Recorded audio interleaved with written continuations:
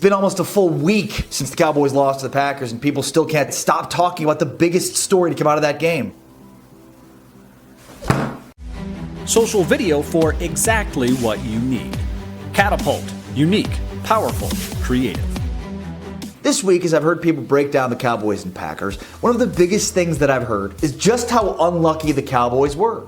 Surely you've all heard this about last week's Cowboys game. Man, if only Amari Cooper catches that ball, or even if he doesn't, he drops it and falls to the turf. I mean, what are the odds that Jair Alexander picks it up and then returns it as an interception?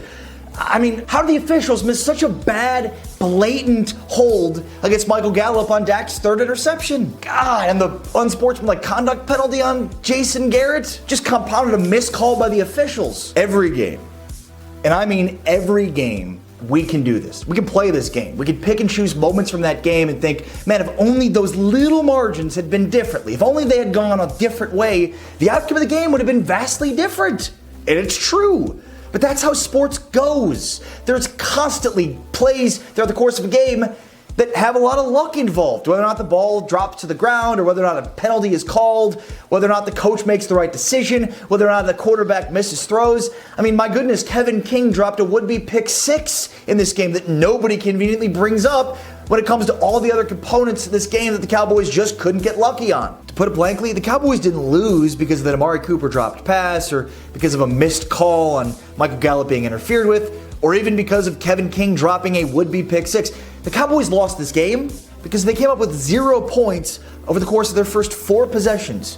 2 interceptions and 2 sacks taken by Dak Prescott. 0 points. Now you can chalk up the interceptions and the sacks to whatever you want, but at the end of the day, all of this is on the shoulders of Dak Prescott, the quarterback. Fair or not, that's how football goes. Your quarterback has to deliver.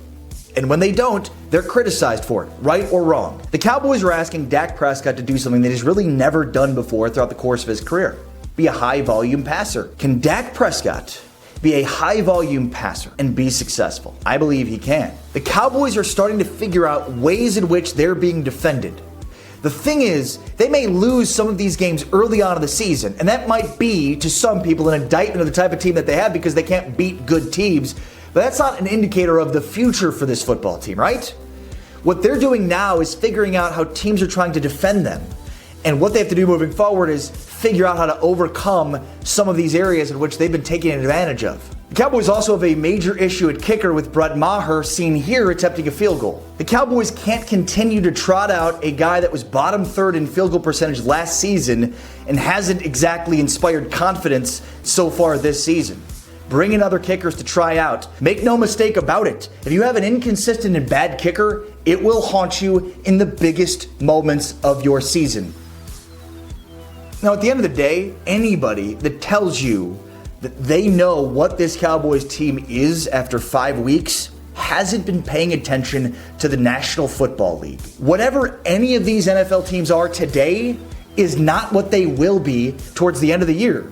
Except for the Redskins, they'll still be trash. The Cowboys have shown tremendous upside. Even more upside than a team that won a division title last year and made it to the divisional round of the playoffs. But that upside starts and most likely ends with the Cowboys' ability to now rattle off 2 consecutive victories against the Jets and on Sunday Night Football at home against the Eagles next week before their bye. Because even though we don't know what this team truly is after 5 weeks, we'll have a much better idea of what they can't be after 7. Social video for exactly what you need. Catapult. Unique. Powerful. Creative.